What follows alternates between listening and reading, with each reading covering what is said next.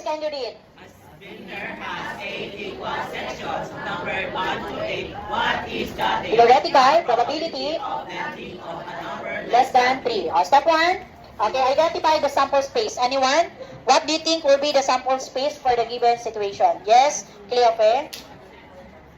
8 and put? And? Okay, capital letter S, braces, and 1, 2, 3, 4, 5, 6, 7, 8. Then after that, so, ang favorable outcomes ay dito po manggagaling. So, ano po ba yung question? Probability of landing on a number less than 3. When we say less than 3, mas mababa sa 3. At anong number po yun? 1 and 2. So, para maging favorable outcome, capital letter E. And then 1 and 2. So, meron na tayong favorable outcomes, meron na tayong sample space, just combined lang po. Ilan yung ating favorable outcomes? 2 over 8. And 2 over 8 is equal to? Now, what is the equivalent of 1/4 in decimal? Yes, anak? 0.25. And 0.25, the equivalent in percent.